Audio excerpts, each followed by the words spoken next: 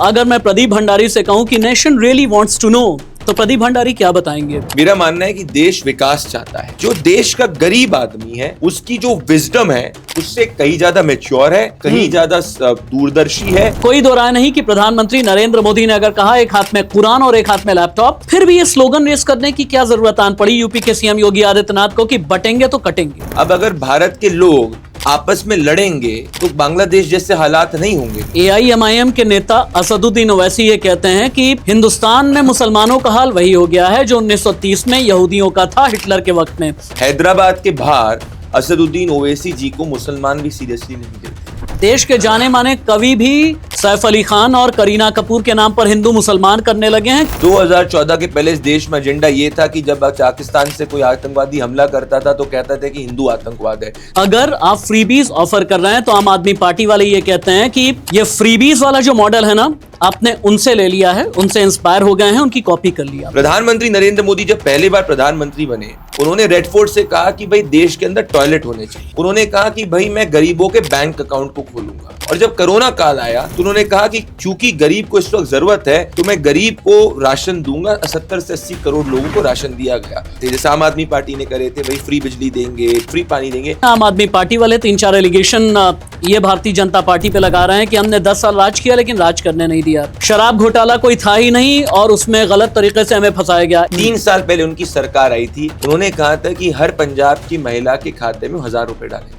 प्रधानमंत्री आवास योजना शहरी अरविंद केजरीवाल जी को 2015 को प्रपोजल भेजा गया। 2019 तक उन्होंने लागू नहीं करी। 35,000 से ज्यादा फ्लैट्स का उन्होंने पोजेशन नहीं दिया क्योंकि उनको पता है उसका क्रेडिट मोदी जी की सरकार को मिल जाएगा। दिल्ली में आपका मुकाबला है किससे? वैसे आम आदमी पार्टी से, कांग्रेस से, किससे है मुकाबला? दिल्ली का मुख्यमंत्री भारतीय जनता पार्टी का जब बनेगा, अरविंद केजरीवाल के 52 करोड़ के भ्रष्टाचारी शीश महल में नहीं रहेगा। जो व्यक्ति अपने बच्चों की सर की झूठी कसम खा सकता है वो कुछ भी कर सकता है।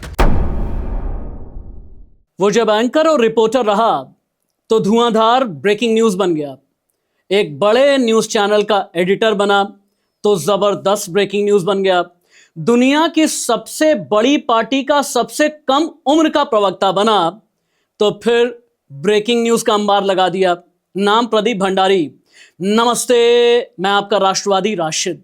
आज आपके राष्ट्रवादी राशिद के साथ में वो प्रदीप भंडारी हैं जिनकी शख्सियत में जर्नलिस्ट, जिनकी शख्सियत में एडिटर, जिनकी शख्सियत में आपको पॉलिटिशियन भी मिलेगा, लेकिन इन सबसे अलग भी आपका राष्ट्रवादी राशिद बहुत कुछ ढूंढने की कोशिश करेगा। और याद रखिएगा, आज का ये एपिसोड विस्फोटक होगा, एक्सप्लोसिव होगा। Thank you so much Pradeep ji, बहुत बहुत शुक्रिया। Thank you so much Rashid ji, आपने अपने विस्फोटक चैनल पे मुझे मौका दिया। प्रदीप जी, समझ में नहीं आता, शायद आम इंसान होता तो आपसे ये शुरू करता कि कैसा चल रहा है, दिल्ली इलेक्शन कैसा चल रहा है, लेकिन मैं कहीं और से शुरू करना चाहूंगा। एक एंकर, एक रिपोर्टर जिसने देश को ब्रेकिंग न्यूज दी, एक एडिटर जिसने देश का बहुत बड़ा चैनल चलाया, और अब एक दुनिया के सबसे बड़ी पार्टी का ओहदेदार, जिम्मेदार राष्ट्रीय प्रवक्ता। कौन सा रोल ज्यादा चैलेंजिंग है? जो करंट रोल मैं कर रहा हूं उसमें रिस्पॉन्सिबिलिटी काफी ज्यादा है, क्योंकि मैं इंडिविजुअल के रूप में आगे नहीं बढ़ रहा हूं, मैं एक रिप्रेजेंटेटिव के रूप में आगे बढ़ रहा हूं। एक ऐसी पार्टी का जो ए दुनिया की सबसे बड़ी पार्टी है, बी जिसके नेता दुनिया में सबसे पॉपुलर नेता है, और सी जो सरकार के अंदर है। तो जब ये तीनों फैक्टर्स ऐड हो जाते हैं तो एज अ प्रवक्ता ये मेरे लिए मैटर नहीं करता कि मैं क्या बोलूं, ये मैटर करता है कि क्या मैं नहीं बोलूं। प्रदीप भंडारी को मैं जानता हूं कि दिल से राष्ट्रवादी, दिमाग से राष्ट्रवादी। और वैसे दर्शकों, एक बात और भी आपको बता दूं, राष्ट्रवादी राशिद कहने वाले इस दुनिया में, मैं हिंदुस्तान नहीं बल्कि दुनिया में सबसे पहले शख्स प्रदीप भंडारी रहे। ये भी राज की बात है, धीरे धीरे आपको पता चलेगी। प्रदीप, आपने शुरुआत एक ऐसे न्यूज़ चैनल से की जिस न्यूज़ चैनल के चैनल हेड पूरी दुनिया को ये कहते हैं नेशन वांट्स टू नो। क्या प्रवक्ता बनने के बाद नेशन वांट्स टू नो वाले इस प्रेजेंटर से सामना हुआ? मेरी बातचीत हुई है, और बातचीत तो वैसे भी कई बार होती थी, बट अभी फेस टू फेस कहीं मिलना नहीं हुआ है। तो आने वाले समय के अंदर जब फेस टू फेस मिलेंगे तो जरूर गपशप करेंगे। Pradeep ji, nation wants to no वाले चैनल में आपने जबरदस्त रिपोर्टिंग की है, बड़े बड़े एक्सपोजे आपने किए हैं। अब अगर मैं प्रदीप भंडारी से कहूं कि nation really wants to know, तो प्रदीप भंडारी क्या बताएंगे, नेशन क्या जानना चाहता है, क्या चाहता है? देखिए, देश अगर आप लार्जली देखेंगे, मतलब ओवरऑल मेरा मानना है कि देश विकास चाहता है। और देश की जो नब्ज है, जितना मैंने ग्राउंड पे पिछले 10 साल में, आपने बड़े ही काइंड और हम्बल वर्ड से मेरा इंट्रोडक्शन किया, पर सबसे इंपॉर्टेंट जो मुझे पिछले 10 से 12 साल के अंदर जो अवसर भगवान ने दिया, वो ये दिया कि मैं देश का कोना कोना ट्रैवल कर पाया। तो जब आप देश का कोना कोना ट्रैवल कर पाते हैं और अलग अलग भाषा और प्रांत के लोगों के साथ में आप फेस टू फेस बात करते हैं, लाखों किलोमीटर आपको ट्रैवल करने का मौका मिलता है, और ये सब डेस्टिनी है। तो मुझे लगता है कि इसने मुझे काफी इवॉल्व किया as a human being and a personality, कि भाई देश के अंदर सेंटिमेंट क्या है। और दूसरी बात यह है कि जब मैं ग्राउंड पे और ट्रैवल किया, तो मैंने एक कंक्लूजन पे मैं जरूर पहुंचा कि भाई जो देश का गरीब आदमी है, उसकी जो विजडम है, जो हम यहाँ पे बैठे रहते हैं दिल्ली में, मुंबई में, बड़ी बड़ी सिटीज में, उससे कहीं ज्यादा मैच्योर है, कहीं ज्यादा दूरदर्शी है, और वो अपने देश के हित को हमेशा सर्वोपरि रखता है जब भी सवाल आता है। अगर वो इतना ज्यादा दूरदर्शी है प्रदीप जी, तो फिर आपकी पार्टी आज की तारीख में उसे फ्रीबीज, ये जो मुफ्त के तोहफे होते हैं, ये क्यों ऑफर किया जा रहा है? और अगर आप फ्रीबीज ऑफर कर रहे हैं, तो आम आदमी पार्टी वाले ये कहते हैं कि ये फ्रीबीज वाला जो मॉडल है ना, आपने उनसे ले लिया है, उनसे इंस्पायर हो गए हैं, उनकी कॉपी कर ली आपने। जवाब क्या है? देखिए, इसके अगर आप बेस पे जाएंगे, आम आदमी पार्टी बहुत नई पार्टी है। भारतीय जनता पार्टी 2 सीट की पार्टी से चलती आई है। 2014 से हम लोग पावर के अंदर हैं विद फुल मेजॉरिटी 2 टर्म, और अभी भी हमारी मेजॉरिटी कोलिशन गवर्नमेंट है। प्रधानमंत्री नरेंद्र मोदी जब पहली बार प्रधानमंत्री बने, उन्होंने किसकी बात करी? उन्होंने रेड फोर्ट से कहा कि भाई देश के अंदर टॉयलेट होने चाहिए। दूसरी, उन्होंने कहा कि भाई मैं गरीबों के बैंक अकाउंट को खोलूंगा। तीसरा, उन्होंने कहा कि मैं गरीबों के घर को बनाऊंगा। तो जब ये तीनों चीज गरीबों की सेवा की बात होती है, और जब कोरोना काल आया, तो उन्होंने कहा कि क्योंकि गरीब को इस वक्त जरूरत है, तो मैं गरीब को राशन दूंगा। 70 से 80 करोड़ लोगों को राशन दिया गया। दुनिया ये सोच रही थी भारत कोरोना काल में फेल हो जाएगा, परंतु भारत ने कोरोना काल के अंदर 200 से करोड़ से ज्यादा वैक्सीन डोज भी लगाए, और भारत यूनाइटेड रूप से कोरोना से लड़ा, जो दुनिया का कोई दूसरा मुल्क नहीं कर पाया जैसे भारत कर पाया। अब आ जाते हैं फ्रीबी के कॉन्सेप्ट पे। देखिए, गरीबों की सेवा करने को हम फ्रीबी नहीं कहते। फ्रीबी ये होता है, अगर आप वो प्रधानमंत्री का पूरा भाषण सुनेंगे, जब बुंदेलखंड एक्सप्रेस वे इनॉग्रेशन हो रहा था, उसके नेक्स्ट लाइन उन्होंने बोली थी, उन्होंने ये कहा था कि ये रेवड़ी वाले ना एक्सप्रेस वे बनाते हैं, ना एयरपोर्ट बनाते हैं, ना हाईवे बनाते हैं। अब देश में 11 लाख करोड़ का इंफ्रास्ट्रक्चर पे इन्वेस्टमेंट प्रधानमंत्री नरेंद्र मोदी जी की सरकार ने किया है, जो पिछली सरकारों से 7.5 गुना है। 2-2.5 लाख करोड़ रुपए कांग्रेस यूपीए करती थी, दिस इज 11 लाख करोड़। सो हम लोग कैपिटल पे, इंफ्रास्ट्रक्चर पे इन्वेस्ट कर रहे हैं। तो अगर कोई भी स्टेट के फाइनेंस को देखेंगे, जैसे दिल्ली का आपने एग्जांपल लिया, दिल्ली में पिछले 10 साल में एक भी बड़ा नया हाईवे नहीं, एक भी बड़ा नया रोड नहीं बना है। पिछले 10 साल के अंदर दिल्ली 1993 से रेवेन्यू डेफिसिट में नहीं हुआ था, रेवेन्यू सरप्लस में होता था। यहाँ पे लोगों की generally per capita income better है, तो यहाँ पे रेवेन्यू जो सरकार के पास होता है वो इनफ होता है, डेफिसिट नहीं होता। अब रेवेन्यू डेफिसिट के अंदर दिल्ली जा रहा है। अब जो आपने वादे करे थे, जैसे आम आदमी पार्टी ने करे थे, भाई फ्री बिजली देंगे, मुफ्त में बिजली देंगे, फ्री पानी देंगे, अब दिल्ली के अंदर अलग अलग इलाकों के अंदर वो मिल ही नहीं रहा है। क्यों? क्योंकि आपके बेसिक इकोनॉमिक फंडामेंटल सॉलिड नहीं है। महाराष्ट्र का मैं एग्जांपल दूंगा।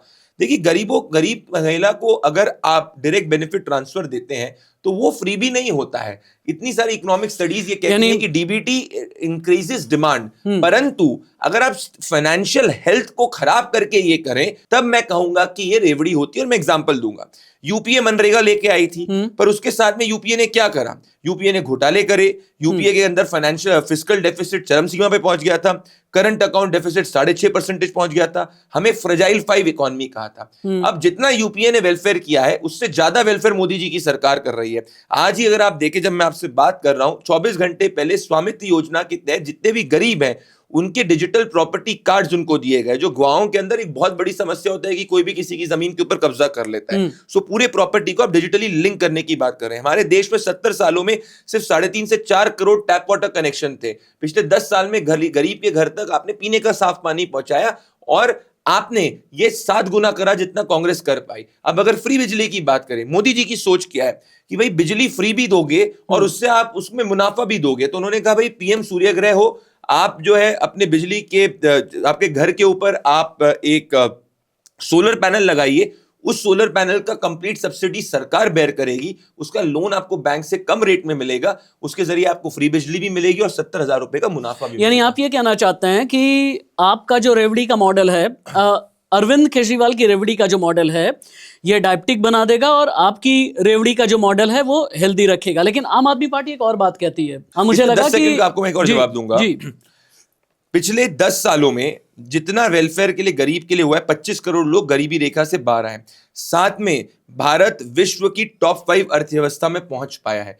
अरविंद केजरीवाल जी, एग्जाम्पल दूंगा, वो कहते हैं कि भाई हमने स्कूलों पे बड़ा काम किया। तो मैं आपसे पूछना चाहता हूं, मनीष सिसोदिया जी का बच्चा क्यों प्राइवेट स्कूल में पढ़ के कनाडा जाता है? 2013 में तो अरविंद जी कहते थे कि सबके बच्चे सरकारी स्कूल में पढ़ना चाहिए। तो ये मापदंड है। अगर मोहल्ला क्लिनिक में उन्होंने काम किया, तो आतिशी जी ने एक भी बार अपना प्राइमरी हेल्थ केयर के अंदर इलाज मोहल्ला क्लिनिक में क्यों नहीं करवाया? ऑन रिकॉर्ड भी इनफैक्ट ऑन रिकॉर्ड उनका वीडियो है। उनका वीडियो है। तो मोदी जी ने कोई अपने लिए पर्सनल शीश महल नहीं बनाया, उन्होंने गरीबों की सेवा करी। अरविंद केजरीवाल जी ने अपने लिए पर्सनल शीश महल भी बनाया, और ना उनके बच्चे, उनके लीडर्स के बच्चे पब्लिक स्कूल में गवर्नमेंट गए दिल्ली के अंदर, ना मोहल्ला क्लिनिक। लेकिन अरविंद केजरीवाल 3-4 एलिगेशन ये लगाते हैं, आम आदमी पार्टी वाले 3-4 एलिगेशन ये भारतीय जनता पार्टी पे लगा रहे हैं कि हमने 10 साल राज किया लेकिन राज करने नहीं दिया, हमें पुलिस नहीं दी, एलजी के नाम पर पंजा बिठा करके रखा और शिकंजा कसने की कोशिश की, शराब घोटाला कोई था ही नहीं और उसमें गलत तरीके से हमें फंसाया गया। एक और बात कहते हैं प्रधानमंत्री नरेंद्र मोदी ने दिल्ली में वादा किया कि हम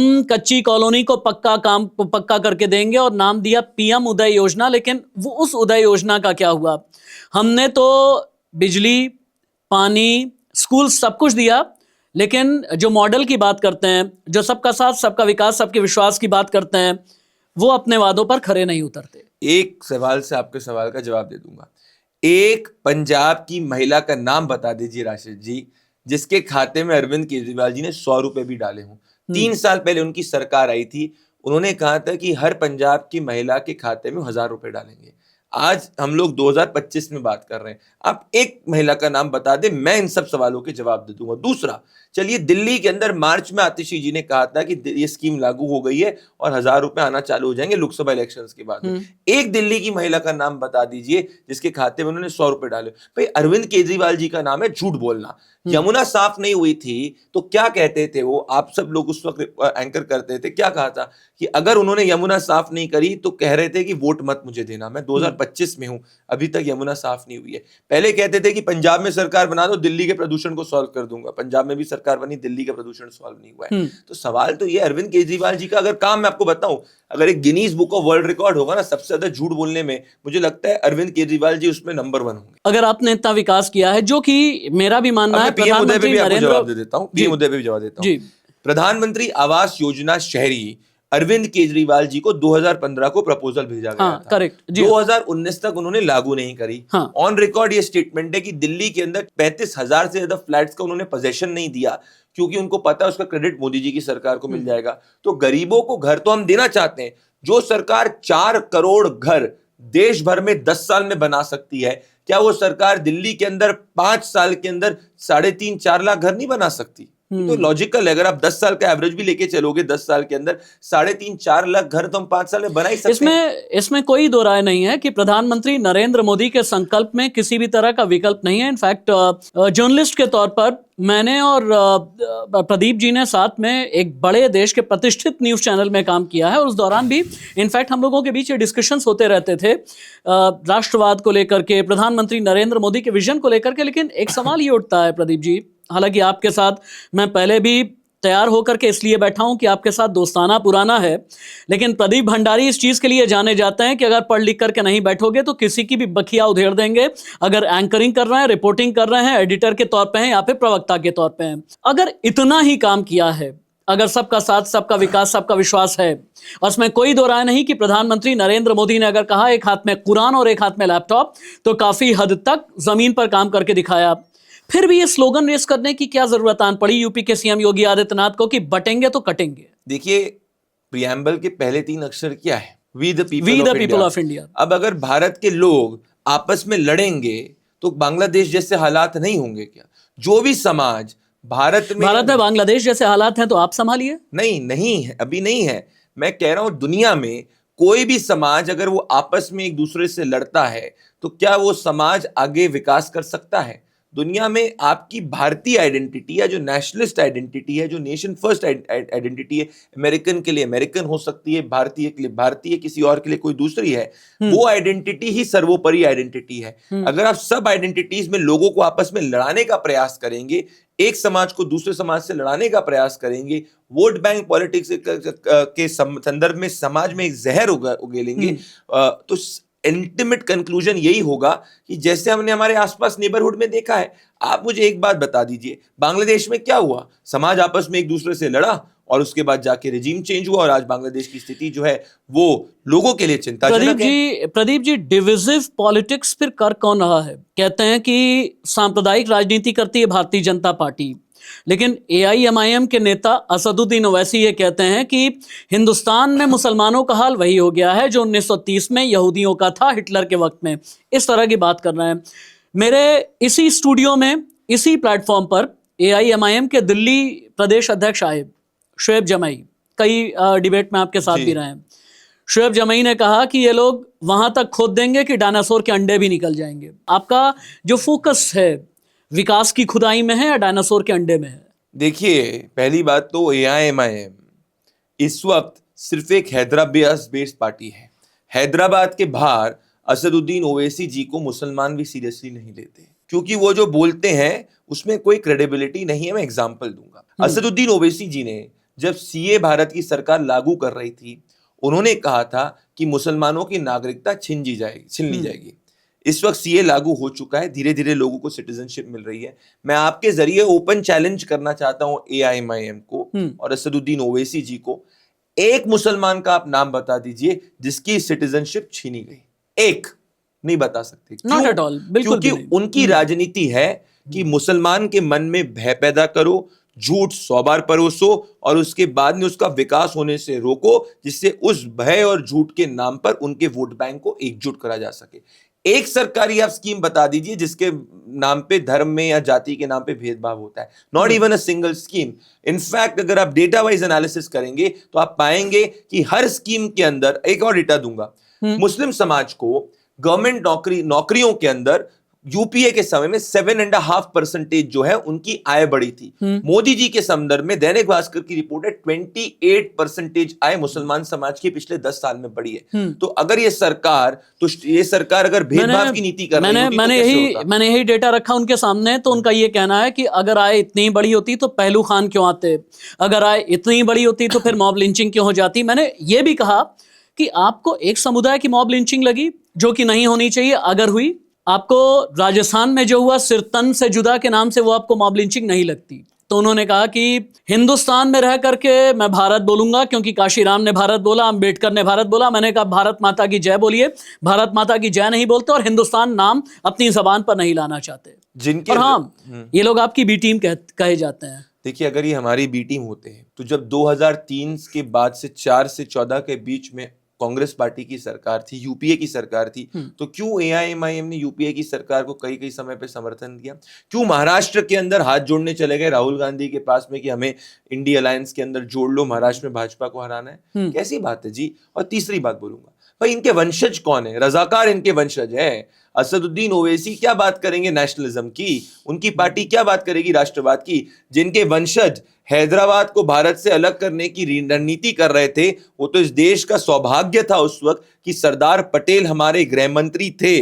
उन्होंने ये इंश्योर करा कि असदुद्दीन ओवैसी की पार्टी के पूर्वज जो रजाकारों के साथ में मिले थे और जो रजाकारों से प्रभावित थे, उनसे इंस्पायर्ड थे, जो चाहते थे कि हैदराबाद भारत का हिस्सा ना हो, सरदार पटेल के डंडा ने इंश्योर करा कि हैदराबाद भारत का हिस्सा रहे। तो जिनके वंशज और जिनकी पूरे की पूरे हिस्ट्री रजाकारों से इंस्पायर्ड है, वो हमें ना बताएं कि राष्ट्रवाद क्या है। मैं वापस से कहूंगा, किसी भी बेगुनाह की लिंचिंग होती है, भले वो किसी भी धर्म या प्रांत का हो, उसमें कार्रवाई उचित होनी चाहिए और कड़े से कड़ा दंड मिलना चाहिए।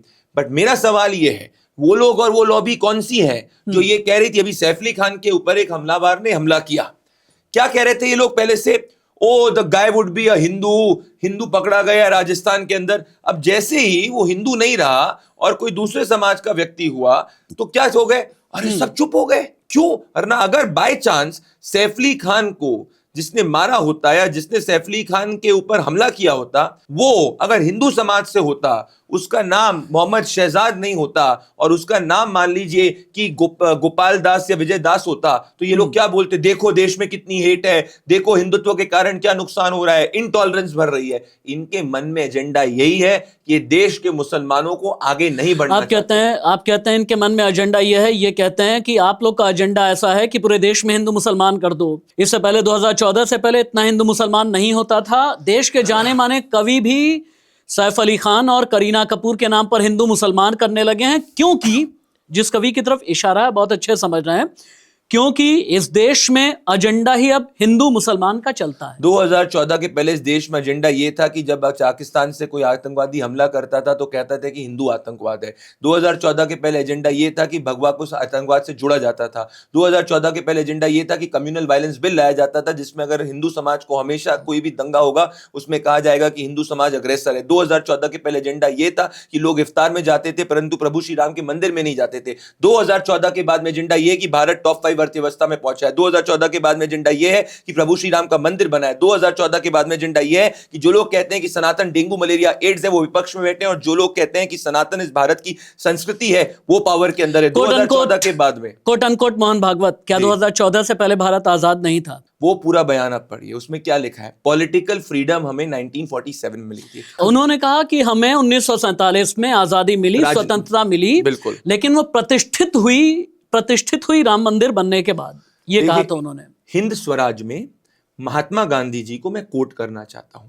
हिंद स्वराज के अंदर महात्मा गांधी जी ने कहा था कि अगर हमको ब्रिटिशर्स से आजादी भी मिल जाएगी, पर अगर हमारी प्रवृत्ति वही होगी तो हम लोग कहने को तो हिंदुस्तान होंगे but we will ultimately be इंग्लिशस्तान। एग्जैक्ट ये वर्ड्स महात्मा गांधी जी के हिंद स्वराज से कह रहा हूं। तो गांधी जी ये मानते थे कि 1947 के अंदर हमें पॉलिटिकल फ्रीडम मिला है, परंतु अगर हमें हमारे पूर्ण स्वराज की जो परिकल्पना है, जिसमें सनातन रेनेसांस एक इंपॉर्टेंट पिलर है, उसको रियलाइज करना है तो उसके लिए समय जाएगा। और मैं आपसे पूछना चाहता हूं, 140 करोड़ देशवासियों में से अगर 100 करोड़ देशवासियों की प्रतिष्ठा से जुड़े प्रभु श्री राम के मंदिर के बनता है, जब सिविलाइजेशन का रेनेसांस होता है, जब इस देश के अंदर हिंदू भी अपने आप को गर्व से हिंदू कह सकता है, मुसलमान भी अपने आप को गर्व से मुसलमान कह सकता है, वो असली सिविलाइजेशन रेनेसांस। और राशिद भी अपने आप को राष्ट्रवादी राशिद कह सकता है। बिल्कुल, मैं मानता हूं राशिद जी, हम सबकी आइडेंटिटीज अलग है। हम सबके पहली आइडेंटिटी भारतीय आइडेंटिटी बिल्कुल ठीक बात है। भारत है तो हम है, हम है तो भारत नहीं है। लेकिन आपने एक बात बोली, मैंने कहा ना कि प्रदीप भंडारी वो हैं जिनसे बातचीत में, जिनसे शब्दों में बहुत जल्दी कोई जीत नहीं सकता। अगर विरोधी विपक्षी ना माने तो शायद बहुत गलत बात होगी। लेकिन आपने कहा कि अगर सनातन रेनेसां नहीं होता, सनातन रेनेसां का मतलब ये होता है सनातन पुनर्जागरण, हिंदी यही होता है। यानी आप ये कहना चाहते हैं कि वेदों के वक्त में पुनर्जागरण नहीं हुआ, महर्षि वाल्मीकि के वक्त में पुनर्जागरण नहीं हुआ, महर्षि व्यास के वक्त में पुनर्जागरण नहीं हुआ। पुनर्जागरण अगर हुआ तो कलयुग में आकर के हुआ, यानी त्रेता में नहीं हुआ, द्वापर में नहीं हुआ, बल्कि मैं सतयुग से चलता हूं, सतयुग में नहीं हुआ, त्रेता में नहीं हुआ, द्वापर में नहीं हुआ, सनातन पुनर्जागरण अब हुआ है, ये आप कहना चाहते हैं? नहीं, मैं ये कह रहा हूं 1947 के बाद से जिस तरीके से कांग्रेस पार्टी ने सरकारें चलाई थी, उसमें सिर्फ और सिर्फ जो हिंदू था और जो सनातनी था उसको हमेशा पीड़ित महसूस होता था। एग्जाम्पल देता हूं मैं आपको। जवाहरलाल नेहरू जी जब डॉक्टर राजेंद्र प्रसाद सोमनाथ मंदिर के को इनॉग्रेशन में गए, क्यों रोका गया उनको भी? इस देश में वक्फ बिल क्यों लाया गया? वक्फ बिल के अंदर 2013 में क्यों अमेंडमेंट करे गए? ये सब क्या हमारे भारत के संविधान में पहले से था? 1947 से लेके 2014 के बीच में आप मुझे 2 काम बता दीजिए जी। 2014 के बाद से हिंदू जो है गर्व से कह सकता है हिंदू, मुसलमान कह सकता है मुस्लिम, क्रिश्चियन कह सकता है, और सब भारतीय अपने आप को पहले कहते हैं। कांग्रेस पार्टी ने 1947 के बाद से इस देश की जो परिकल्पना करी थी वो एक कॉलोनियल माइंडसेट से करी थी। हमने इस देश की जो परिकल्पना करी है वो हमारे फ्रीडम फाइटर्स और हमारे जो गुरु हैं उनकी परिकल्पना के हिसाब से आगे करी है। जो जनेऊ वाले पॉलिटिशियन हैं वो भी तो हिंदू हैं शायद। वो खुद ही माने ना अपने आप को हिंदू। गुजरात चुनाव के पहले कह रहे थे जनेऊधारी ब्राह्मण, उसके बाद जब कोई सनातन को डेंगू मलेरिया एड कह देते हैं तो चुप हो जाते हैं। कौन सा जनेऊधारी ब्राह्मण होगा जो उसके सामने उसका अलायंस पार्टनर कहेगा कि सनातन डेंगू मलेरिया एड्स और शांत रहेगा। उन्होंने ये कहा कि अगर कोई और देश होता, मोहन भागवत ने जिस तरह की बात कही है, उनके खिलाफ देशद्रोह का मुकदमा होता। हालांकि ये कहते हुए इंडियन स्टेट के खिलाफ हमारी लड़ाई है, ये भी कह रहे हैं। जॉर्ज सोरोस के रिमोट कंट्रोल में जो लोग हैं वो क्या बताएंगे भाई? हाँ, ये लोग जॉर्ज सोरोस के रिमोट कंट्रोल में, अभी हिंडनबर्ग बंद हो गया ना, इसलिए इतना फड़फड़ाए हुए हैं। क्या कहते थे पहले उठा के? क्या इन्होंने कहा? We'll fight the BJP, RSS and the Indian state. Indian state को फाइट करना चाहते हैं, हिंदुस्तान की यूनिटी एंड इंटेग्रिटी को फाइट करना चाहते हैं। इसीलिए इनकी नीति साफ है। इनकी नीति है जब कोई सर्जिकल स्ट्राइक करे सेना तो उसका प्रूफ मांगो। इनकी नीति है कि अगर प्रभु श्री राम का मंदिर बनता है तो बोलो कि भाई सनातन डेंगू मलेरिया एड्स है। इनकी नीति यह है कि जब आर्टिकल 370 एब्रोगेट होता है तो उस पर सवाल उठाओ। इनकी नीति यह है कि जब देश की राष्ट्रीय सुरक्षा मजबूत होती है तो उस पर सवाल उठाओ। इनकी नीति है कि हिंदुस्तान का जब स्टॉक मार्केट ऊपर जाता है तो जॉर्ज सोरोस के हिंडनबर्ग के साथ टाई अप करके इकोनॉमिक पैनिक क्रिएट करने की कोशिश करो। ये कहते हैं हमारी नीति है जातिगत जनगणना, ये कहते हैं हमारी नीति है पीडीए, ये कहते हैं हमारी नीति है पॉलिटिकल अपॉर्चुनिज्म वाला इंडिया अलायंस। मैं जो शायद आप कहने वाले थे पहले कह दे रहा हूं। काउंसिल में कौन था चेयरपर्सन? 10 साल की सरकार थी, कौन था चेयरपर्सन? नाम बताइए। सोनिया गांधी जी दलित हैं, एससी हैं, एसटी हैं, ओबीसी हैं, क्या है भाई? जवाब दीजिए भाई, कुछ है? उसके बाद जाके उन्होंने दूसरी अपनी बनाई थी ये राजीव गांधी फाउंडेशन, क्या दलित है उसका चेयरपर्सन? कि राजीव गांधी फाउंडेशन के अंदर ओबीसी को उन्होंने बनाया। इनकी चिड़ इस बात से है। मल्लिकार्जुन खड़गे क्या है फिर? मल्लिकार्जुन खड़गे क्या है? मल्लिकार्जुन खड़गे जी क्या बोलते हैं कि मेरी कोई कांग्रेस में नहीं सुनता। भाई हमारे देश के प्रधानमंत्री नरेंद्र मोदी हैं, जो ओबीसी समाज से आते हैं और जो कहते हैं वो देश सरकार करती है, पावर कहीं और नहीं और सरकार कोई और नहीं। प्रधानमंत्री जी को प्रदीप भंडारी जी को ये बार बार क्यों कहना पड़ता है हमारे देश के प्रधानमंत्री ओबीसी हैं? ये क्यों नहीं कहना पड़ता? आपका जो क्वेश्चन था इस कॉन्टेक्स्ट में, जब आप जातिगत जनगणना की बात कर रहे थे तो इनको एक्सपोज करने के लिए मैं बता रहा हूं कि देश में ओबीसी प्रधानमंत्री। दिल्ली में आपका मुकाबला है किससे वैसे? आम आदमी पार्टी से, कांग्रेस से, किससे है मुकाबला? हमारा लार्जर मुकाबला आम आदमी पार्टी से। यानी कांग्रेस को आप लड़ाई में कहीं मानते हैं? दोनों में फ्रेंडली अलायंस है। कांग्रेस आम आदमी पार्टी एक दूसरे के परिचायक है। बताऊं क्यों? अजय माकन ने एक प्रेस कॉन्फ्रेंस करी थी कहते हुए कि भाई अरविंद केजरीवाल एंटी नेशनल है, और उन्होंने बाद कहा था कि मैं प्रूव करूंगा। 7 दिन बीत गए तो प्रेस कॉन्फ्रेंस नहीं करना है। फिर 2 दिन पहले एक प्रेस कॉन्फ्रेंस करी और कहा कि हम तो चाह रहे थे जी कि आम आदमी पार्टी से अलायंस हो जाए, पर क्या आम आदमी पार्टी वालों ने 70 की 70 सीट घोषित कर दी और चंडीगढ़ के अंदर अभी एट प्रेजेंट दोनों अलायंस करते हुए बैठे हुए हैं।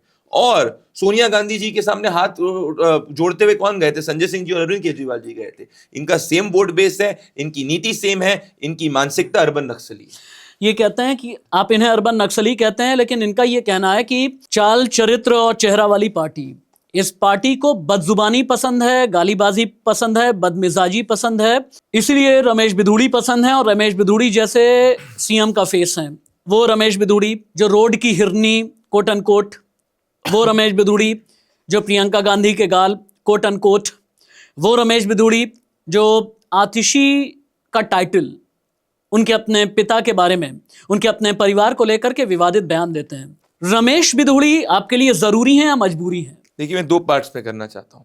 पहले, कांग्रेस पार्टी को कोई भी हक नहीं है महिला सशक्तिकरण पे बात करने वाले।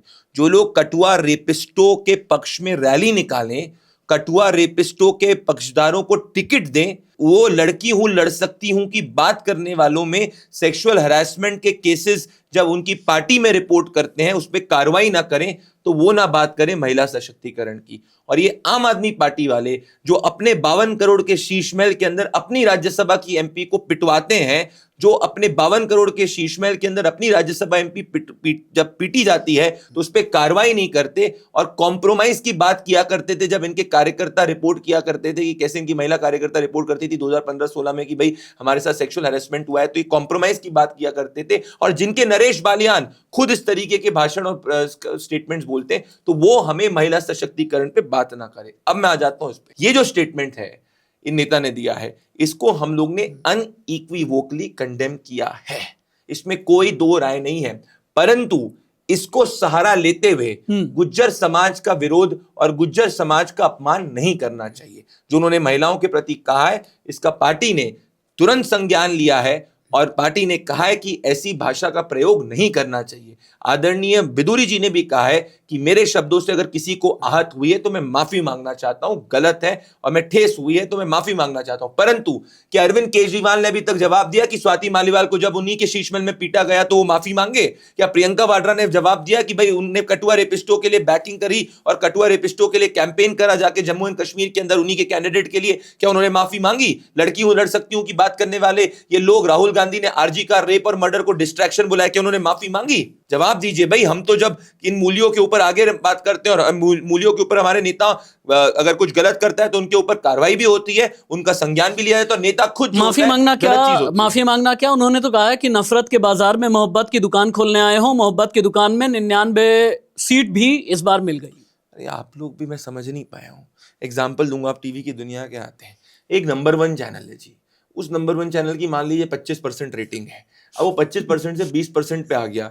एक चैनल 0.5% पे है, अब वो जाके 1.5% पे आ गया, पर वो नीचे के नीचे ही है, तो ये वाला नाचेगा गाएगा कि भाई नंबर 1 में बन गया जी। कैसी बात है ये भाई? नंबर 1 सरकार प्रधानमंत्री नरेंद्र मोदी जी की है, तीसरी बार पिछले हिंदुस्तान के इतिहास में 50 साल में प्रधानमंत्री बने। अगर राहुल गांधी को यही शौक है तो चौथी बार भी वो विपक्ष में बैठने के लिए तैयार हो जाए। दिल्ली में एक बार और भी बात है प्रदीप जी की टिकट बंटने और टिकट कटने को लेकर के बड़ी नाराजगी है। महरौली में गजेंद्र यादव का विरोध हो रहा है, करावल नगर में कपिल मिश्रा को अपने टिकट दे दिया, वहां से मोहन सिंह बिष्ट बहुत ज्यादा नाराज हो गए, निर्दलीय चुनावी मैदान में है। कैसे 1993 वाला दौर दिल्ली में आप लोग लेकर के लौटेंगे कैसे? मेरे हिसाब से मोहन सिंह बिष्ट जी को हम लोग ने मुस्तफाबाद से टिकट दे दिया है, तो कोई उधर नाराजगी नहीं है। कपिल मिश्रा जी ने कहा है उनके बड़े भाई हैं। तो हरियाणा चुनाव के पहले मुझे याद है, आप लोग जब सब लोग डिबेट किया करते हैं और कहते थे कि भाई भारतीय जनता पार्टी के अंदर जबरदस्त एंटी विरोध हो रहा है, बहुत दिक्कत है, ये है वो है। चुनाव के नतीजों के बाद किसमें विरोध निकला? शैलजा जी लड़ रही थी हुड्डा जी से, हुड्डा जी लड़ रहे थे शैलजा जी से, राहुल गांधी थे, शैलजा कैंप से नाराज सोनिया गांधी थी, इनके साथ इनकी पूरी खिचड़ी पक रही थी, और भारतीय जनता पार्टी ने सभी को साथ में लेकर तीसरी बार ऐतिहासिक रूप से हरियाणा में सरकार बनाई। आपको पता है सच्चाई क्या है? मनीष सिसोदिया पटपरगंज की सीट से क्यों भागे? अगर अरविंद केजरीवाल जी की हवा है दिल्ली में, चलिए मैं एक आर्ग्यूमेंट को आगे लेके जाता हूँ। कुछ लोग कह रहे हैं ना कि हवा है जी, हवा है जी, हवा है जी। 3207 वोट से मनीष सिसोदिया पिछली बार जीते थे। अगर अरविंद केजरीवाल की हवा है तो मुझे बताइए मनीष सिसोदिया उस कॉन्स्टिट्यूएंसी में क्यों नहीं लड़ रहे? उनको तो भाई केजरीवाल की हवा है, तो 1500 वोट तो केजरीवाल दिला सकते हैं ही दिला सकते हैं, तो इतना क्यों घबराए में? क्योंकि उनको पता है कि केजरीवाल जी के नाम पे भी मैं 3000 वोट नहीं ला सकता, इसीलिए उस कॉन्स्टिट्यूएंसी से भाग गए। सबसे ज्यादा बार दिल्ली में पिछली बार कॉन्स्टिट्यूएंसी जो जीती गई थी वो है 50,000 वोट से राजेंद्र पाल गौतम। क्यों छोड़ी उन्होंने आम आदमी पार्टी? अगर आम आदमी पार्टी की हवा है सरकार में आ रही, कोई भी सरकार में आने वाली पार्टी को नहीं छोड़ना चाहता। तीसरी बात, 2 अपने कैंडिडेट्स को टिकट देने के बाद किसने बदला? अरविंद केजरीवाल की आम आदमी पार्टी ने बदला। अरविंद जी बहुत बौखलाए हैं, और आपके इस पॉडकास्ट पे नोट कर लीजिए, लिख के दे रहा हूं, पटपरगंज से आम आदमी पार्टी चुनाव हारने वाली है। आप कितनी सीट जीतेंगे अगर उनकी हवा नहीं है? आप कह रहे हैं ना, कुछ लोग कह रहे हैं, शायद एजेंडा चलाने वाले लोग ये कह रहे हैं, अगर उनकी हवा नहीं है तो उनका खुद ये कहना है कि जो इलेक्टोरल एरिया है अरविंद केजरीवाल का, वहां पर प्रवेश वर्मा ने या उनके साथियों ने पैसे क्यों बांटे? अगर उनकी हवा नहीं है तो इमरजेंसी के वक्त में जैसे आंधी फिल्म पर बैन लगा दिया गया, आपने डॉक्यूमेंट्री पर बैन लगा दिया, क्योंकि वो उनका खुद का ये मानना है कि वो अनब्रेकेबल हैं। उनकी डॉक्यूमेंट्री का नाम अनब्रेकेबल था, और अनब्रेकेबल डॉक्यूमेंट्री अगर दिल्ली देख लेती तो ये हवा आंधी में तब्दील हो जाती। आंधी से प्रदीप भंडारी जी डर गए, भारतीय जनता पार्टी डर गई। जो लोग कश्मीर फाइल्स के वक्त में करोड़ों हिंदुओं और कश्मीरी पंडितों का अपमान करते वक्त ये कह रहे थे विधानसभा में हंसते हुए कि यूट्यूब पे रिलीज कर दो, और इस बात से बौखला गए थे कि कश्मीरी पंडितों के साथ हुए नरसंहार की कहानी दुनिया तक पहुंच गई थिएटर्स के जरिए, आज वो फड़फड़ा रहे हैं कि उनके भ्रष्टाचार की कहानी को थिएटर में दिखाया जाएगा। ये कैसे मापदंड है जी? डालिए ना यूट्यूब पे, डालिए ना ट्विटर पे, अपने बुलाइए ना आम आदमी पार्टी के कार्यालय के अंदर, दिखाइए, कौन मना कर रहा है? पर एक रूल प्रोसीजर ये कहता है कि चुनाव कैंपेनिंग के वक्त में अगर आप कोई भी अपनी एडिशनल एक्टिविटी करना चाहते हैं तो उसकी परमिशन आपको इलेक्शन कमीशन से लेनी पड़ती है। तो मैं तो पूछ रहा हूँ अरविंद जी से, अरविंद जी आप ही कहते थे कि यूट्यूब पे डाल दीजिए, मोबाइल पे दिखा दीजिए। प्रदीप जी ने देखी अनब्रेकेबल? नहीं, मैंने नहीं देखी। देखना चाहेंगे? मैंने वो शीश महल वाली देखी है, 52 करोड़ वाली, जो इतना बड़ा सा, जिसमें प्राइवेट मिनी बार है, जिसमें जकूजी है, जिसके अंदर मान अच्छा, लीजिए तो सोना है। मान लीजिए कल को आपके अगर मुख्यमंत्री बनेंगे वो तो शीश महल में नहीं रहेगा। अच्छा, दिल्ली में there is no official chief minister residence. Correct. Arvind Kejriwal ji ने ये अपना पर्सनल बनाया है। So his logic and argument that मैं मुख्यमंत्री के लिए बना रहा हूँ does not stand correct because Delhi does not have any official chief minister यानी आप residence. दिल्ली के मुख्यमंत्री को कोई लग्जरी नहीं देना चाहते? दिल्ली का मुख्यमंत्री भारतीय जनता पार्टी का जब बनेगा, अरविंद केजरीवाल के 52 करोड़ के भ्रष्टाचारी शीश महल में नहीं रहेगा। यानी आप चाहते नहीं हैं कि दिल्ली का मुख्यमंत्री अपना देसी मफलर छोड़ दे, आप नहीं चाहते हैं कि दिल्ली का मुख्यमंत्री अपनी वो पुरानी मारुति कार छोड़ दे, आप देखना नहीं चाहते हैं, हालांकि छूट गई है। देखिए, अरविंद जी को ये सवाल का जवाब देना चाहिए कि जो व्यक्ति अपने बच्चों की सर की झूठी कसम खा सकता है, वो कुछ भी कर सकता है। 2013 में क्या कह रहे थे वो, कि मैं बंगला नहीं लूंगा, गाड़ी नहीं लूंगा, घोड़ा नहीं लूंगा, सब कुछ नहीं करूंगा। आज 500 करोड़ के चार्टर प्लेन में घूमते हैं। आज 100 गाड़ियां आगे, 100 गाड़ियां पीछे चलती हैं। ये कैसे मापदंड है जी? अरविंद जी झूठ बोलते हैं। मैं आपको एग्जाम्पल दूंगा। यमुना पे झूठ बोला, बच्चों की झूठी कसम खाई, दिल्ली की साफ हवा पे झूठ की बात करी। अभी ये लायक किराएदार की स्कीम 2019 में भी यही घोषणा करी थी। तो अरविंद जी का काम क्या है? सुबह उठो, घोषणा करो। अरे वो भी याद कीजिए ना, 49 दिन की सरकार की, कांग्रेस के साथ कभी नहीं जाएंगे। वो तो आप छोड़ ही दीजिए, वो तो मैं कह ही रहा हूं। जब जो पार्टी कांग्रेस के साथ अलायंस कर, एक नहीं 2-2 बार कांग्रेस के साथ अलायंस करी, उसके बाद भी कल को अगर इनकी सीटें कम आएंगी तो अलायंस करने के लिए तैयार हो जाएंगे। ये इनका कोई वजूद अच्छा, नहीं। एक बात बताएं, on a very serious note, चूंकि बिना फैक्ट के, बिना डेटा के प्रदीप भंडारी बात नहीं करते, ये मैं बहुत अच्छे से जानता हूं।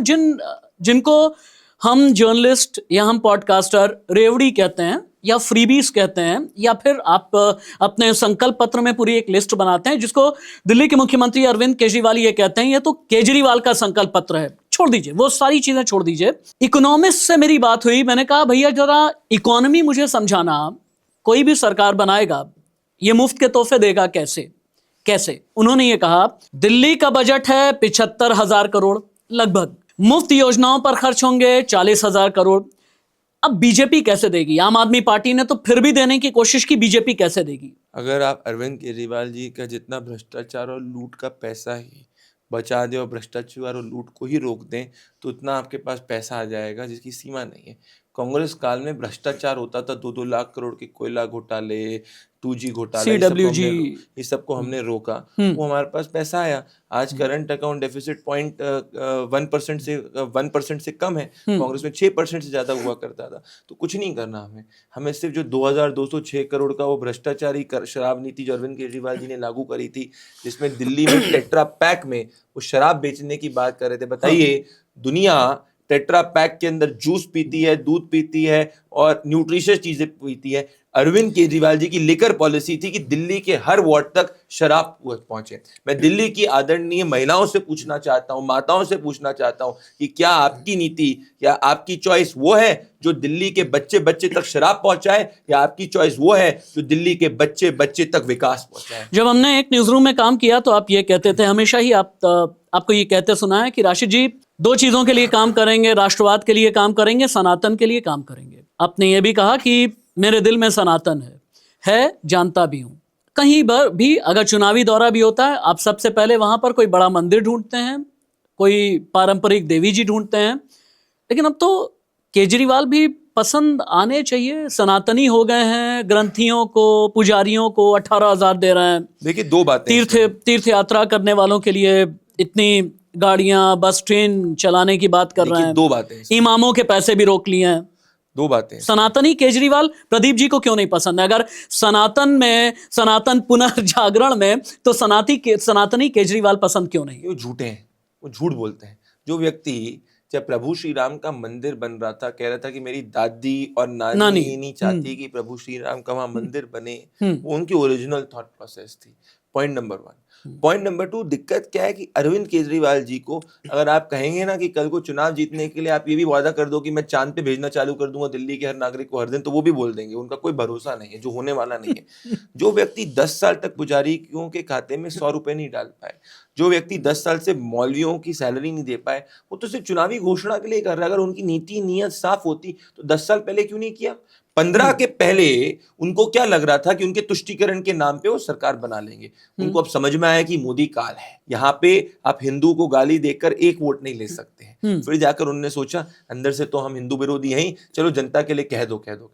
इसी कारण उन्होंने किया। But on a larger level मेरा ये मानना है कि कोई भी नेता पब्लिक लाइफ के अंदर हो, अगर वो सनातन का सम्मान करता है तो वो देश के लिए ठीक बात है। परंतु इशू ये है कि हमारे जितने भी नेता हैं वो उनकी नीति सनातन विरोधी है। अगर राहुल गांधी सनातन को प्रेम करते तो जब उदयनिधि स्टालिन कहते हैं कि सनातन डेंगू मलेरिया एड्स है तो राहुल गांधी उसका खंडन करते नहीं किया, अलायंस ब्रेक नहीं किया, एक शब्द मुंह से नहीं निकला। अगर अखिलेश यादव सनातन प्रेमी होते तो प्रभु श्री राम के मंदिर के दर्शन 1 साल से ऊपर हो गए, अभी तक करने नहीं। सनातन का सम्मान होना चाहिए, संविधान का भी सम्मान होना चाहिए, संविधान निर्माता का भी सम्मान होना चाहिए, बाबा साहब भीमराव अंबेडकर का भी सम्मान होना चाहिए। लेकिन देश के गृह मंत्री ने संसद के पटल पर यह कहा, आजकल एक नया ट्रेंड चल निकला है, अंबेडकर अंबेडकर अंबेडकर, अगर इतना नाम भगवान का लेते तो 7 जन्मों में स्वर्ग मिल जाता। सनातन के साथ संविधान निर्माता का सम्मान क्यों नहीं? देखिए, उसके आगे आदरणीय गृह मंत्री जी ने कहा था इनको एक्सपोज करते हुए, क्योंकि ये पहला पार्ट ऑफ द क्लिप है, वो पूरी क्लिप मैंने डाली थी और मैंने कहा था कि ये फेक न्यूज़ है। आदरणीय गृह मंत्री जी वहाँ पे रुके नहीं थे, उन्होंने आगे एक्सपोज करा था कि कैसे कांग्रेस पार्टी वाले नाम तो अंबेडकर जी का लेते हैं पर काम अंबेडकर जी विरोधी करते हैं। पॉइंट नंबर 1, अगर इनकी नीति, let's go from the present, Telangana और कर्नाटका में कांग्रेस की सरकार है, क्यों इनने एससी और एसटी के फंड्स को कम करके माइनॉरिटीज को दिए? Point number 1।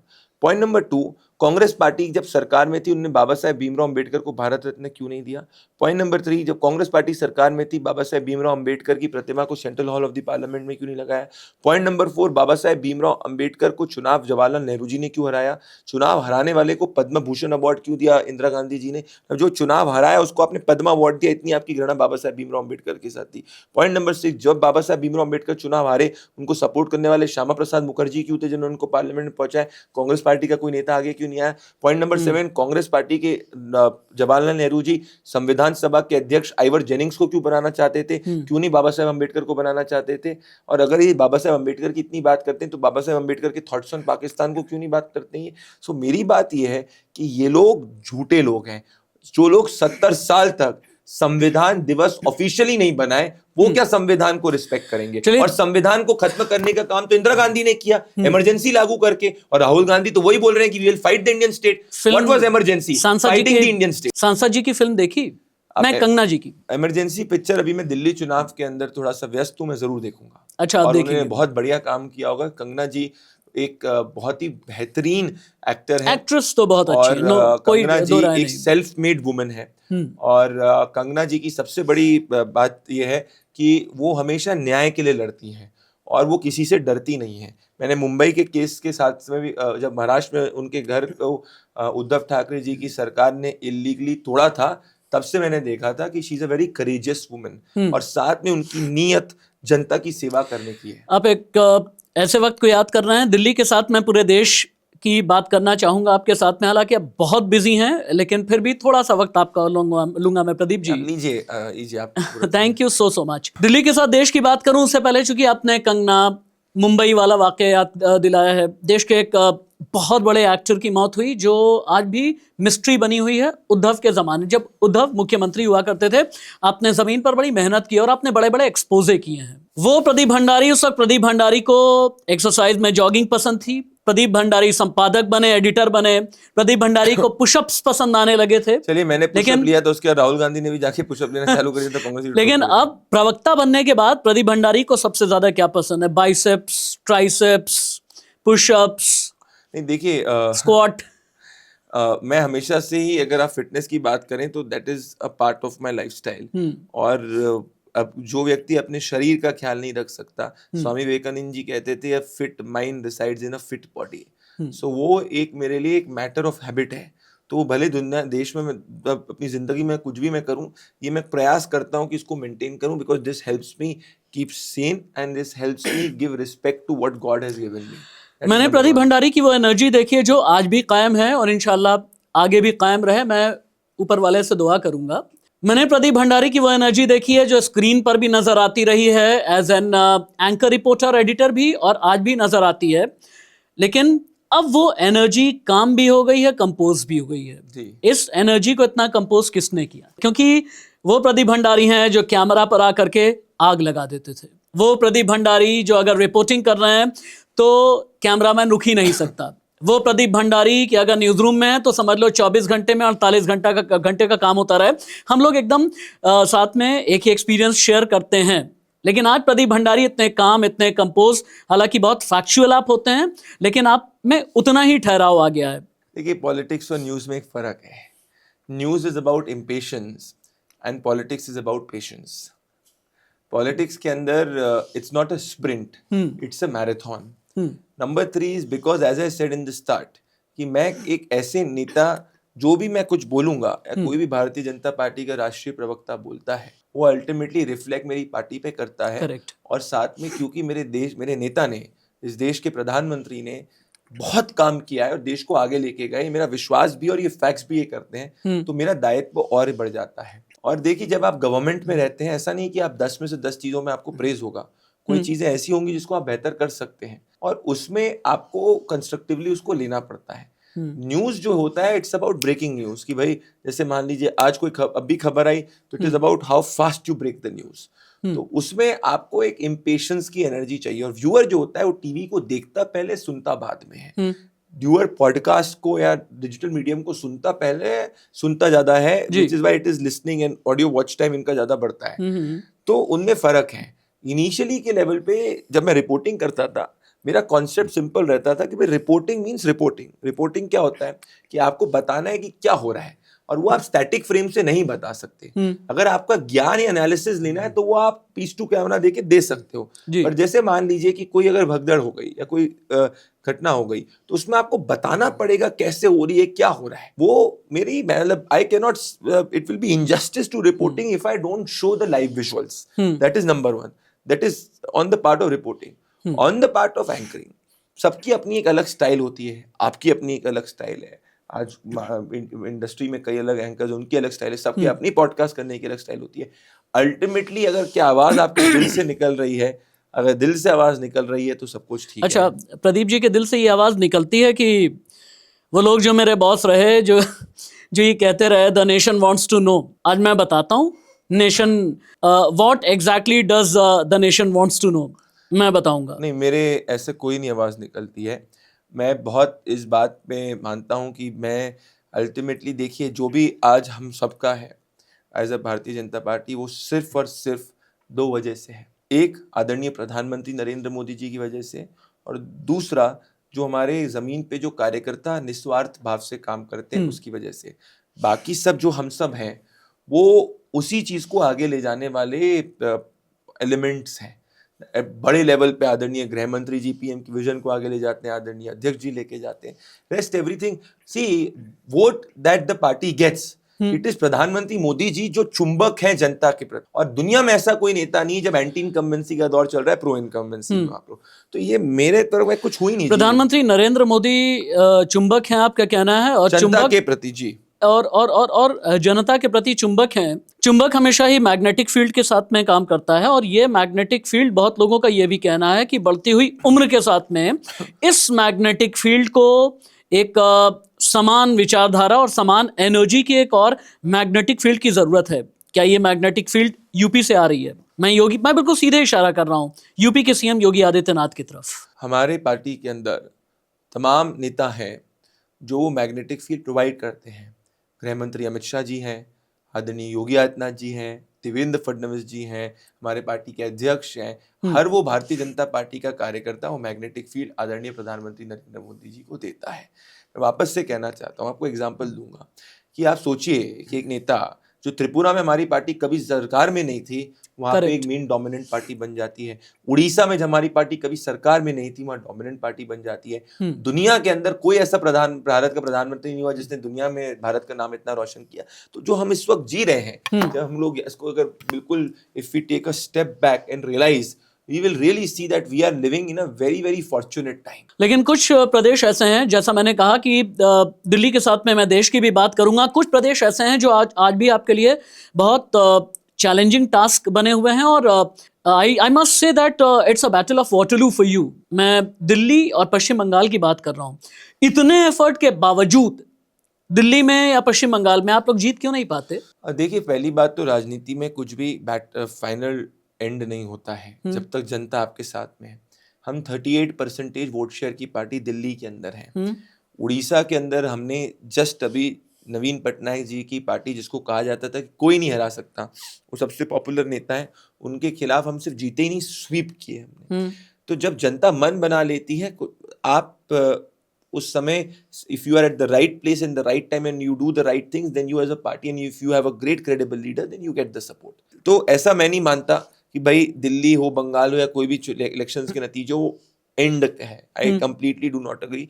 पार्टी का बहुत बड़ा जनाधार है और नाउ हमारा जनाधार 2014 के बाद में काफी बड़ा है। कुछ पर्सनल बातें जी, कुछ पर्सनल पर मैं आपको बंगाल का एग्जांपल जी प्लीज प्लीज। बंगाल के देखिए, बंगाल और दिल्ली में दो चीजें हैं।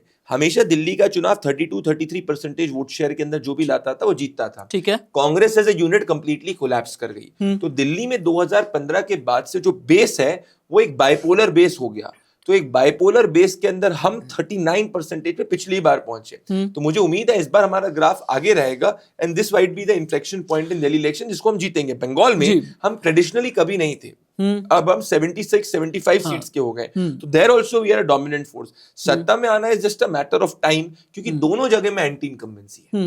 कुछ पर्सनल बातें प्रदीप जी, चूंकि आप डायरेक्टली मीडिया में भी रहे हैं और अब डायरेक्टली, जैसा मैंने स्टार्टिंग में कहा, कि दुनिया की सबसे बड़ी पार्टी के सबसे कम उम्र के जबरदस्त राष्ट्रीय प्रवक्ता भी हैं। कुछ पर्सनल सवाल, गोदी मीडिया क्या होता है? वो लोग, जिस मीडिया में आपने काम किया, क्या वो गोदी मीडिया था? बिल्कुल नहीं।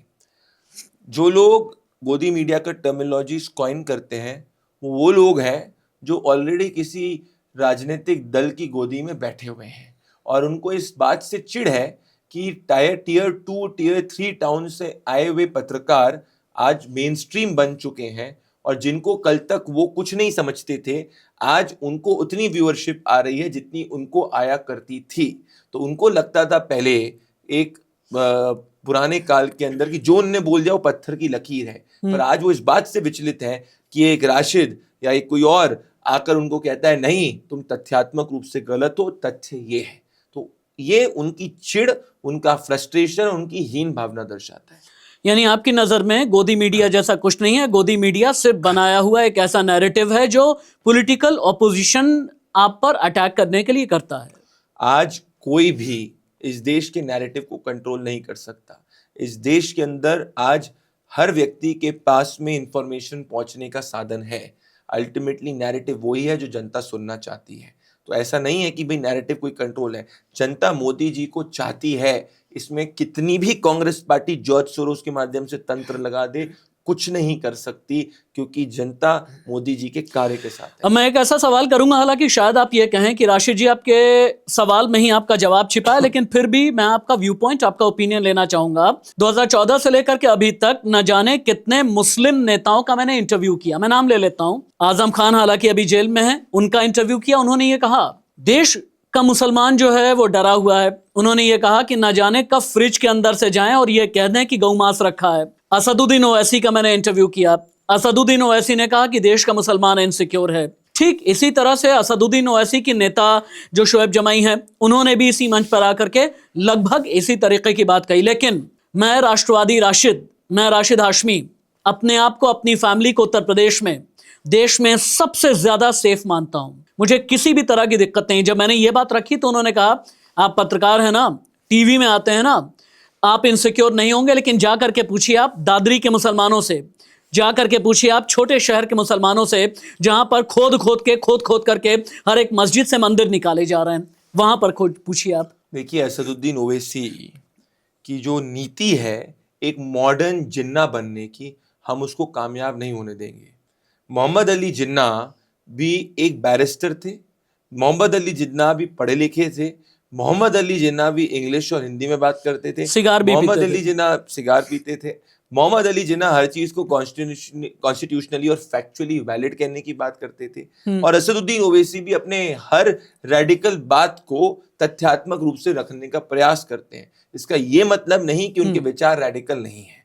तो जो मॉडर्न जिन्नाज हैं आज की तारीख में, उनको नहीं बताना चाहिए कि देश का मुसलमान क्या अगर ये चाहता है। कहते हैं कि ये रेडिकल है, अगर आप इन्हें रेडिकल कहते हैं, नहीं, मैं कहता हूं इनके विचार, Mohammad Asaduddin Owaisi is on the path of what Mohammad Ali Jinnah was before. ठीक है, आप In a यानी new मॉडर्न इंडिया का मोहम्मद अली जिन्ना, आप I असदुद्दीन think ओवैसी को Owaisi is मानते हैं, inspired उनकी by मोहम्मद अली जिन्ना। इनकी आइडियोलॉजी आप मोहम्मद अली जिन्ना वाली मानते हैं, इन्हें आप रेडिकल्स कहते हैं। इन्हें वो मैं कहता हूं कि ये मुसलमानों को रेडिकलाइज करने में फायदेमंद समझते हैं। फायदेमंद अपने आप को समझते हैं। हम तो मुसलमान के हाथ में किताब देना चाहते हैं, मुसलमान हो हिंदू हो, कोई भी उस किताब में किताब देना चाहते हैं। भाई एक चीज बताइए, कोई भी व्यक्ति स्टार्टअप करके एक $100 बिलियन की कंपनी बनाएगा, भले वो हिंदू है मुसलमान, उससे क्या देश का भला नहीं होगा? हम तो ये बात कर रहे हैं, अगर भारत टॉप 3 अर्थव्यवस्था में पहुंचेगा तो इससे क्या देश का मुसलमान हिंदू क्रिश्चियन सबका फायदा नहीं होगा? ये तो होगा।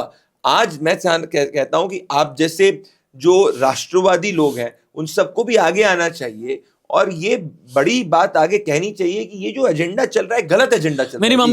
मेरी मम्मी का नाम है राजेश्वरी शुक्ल, उस जमाने में शादी की। मेरे डैडी जो अब इस दुनिया में नहीं है, उनका नाम था मोहम्मद इदरीस हाशमी। मोहम्मद इदरीस हाशमी ने राजेश्वरी शुक्ल से शादी की। उस जमाने में लव जिहाद नहीं हुआ। आज लव जिहाद क्यों होता है? देखिए, कई कई देश में एरियाज हैं, मालदा हो गया, मुर्शिदाबाद हो गया, उत्तर दिनाजपुर हो गया, इसके साथ में हरियाणा नू हो गया, कई ऐसे इलाके हैं जहाँ से ऐसी घटनाएं सामने आई है जिसमें कई लोग अपने धर्म को छुपाकर इस तरीके के कृत्य में इन्वॉल्व हैं और इस कृत्य को कई कोर्ट्स ने लैंग्वेज के अंदर लव जिहाद के टर्मिनोलॉजी से रिलेट किया है। इससे हम ये नहीं कह रहे कि सब जगह ऐसा हो रहा है, पर अगर कोई अपने धर्म को छिपाकर किसी के साथ में विवाह करता है और कुछ सालों बाद उसको उसके सही धर्म का पता चलता है और विवाह सिर्फ उस नीति और नियत से करता है कि उसको कन्वर्ट करना यानी चाहता है, वो बैड गलत है। Intent, you are talking about bad intent, है ना? मैं कह रहा हूं कि अगर आपकी नीति अपने धर्म को, देखो अगर आप किसी से प्यार करते हो तो आपको अपने धर्म को छिपाने की कोई जरूरत नहीं है।